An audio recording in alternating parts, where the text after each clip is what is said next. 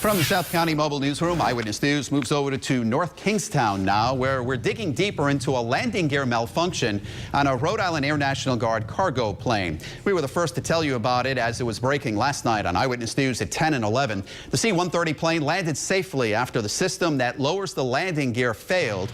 The crew was able to repair the problem as they circled over Quonset. Fortunately, no one was hurt. Officials say the malfunction is a standard issue that can happen. Joining me now in studio is Eyewitness News Analyst Lt. General Reginald Centracchio. The General has flown the C-130s, the new ones and the old ones, many times. This was a newer one that had the problem last night. Both aircraft had the same systems to be able to lower the landing gear. It's a matter of the computer, the hydraulics, the avionics, electrical system, certainly the hydraulic system, and the mechanical system.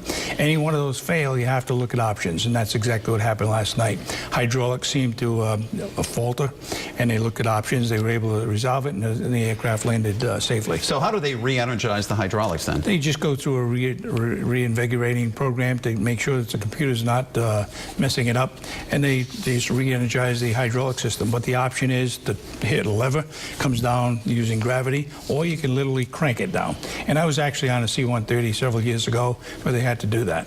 All right, what's the main purpose for the C-130s? C-130s to transport equipment and personnel, mainly personnel in and out of a combat area, and that's exactly what the Rhode Island Air National Guard did over in Iraq and Afghanistan and Kuwait. How does something like this happen? I know they're prepared for it, but... You know, state-of-the-art is a phenomenal thing, but at the same time, it's a very complex situation.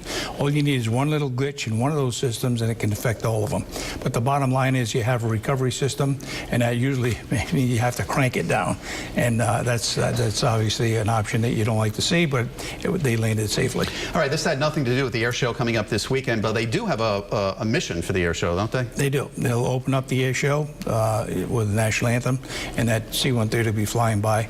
Then their next phase will be to be underground as part of the static display, and people will be able to go on that aircraft and look around. All right, the General has more on our website on how they would to land that plane and what to do about the air show if you're planning on going. It's all on WPRI.com.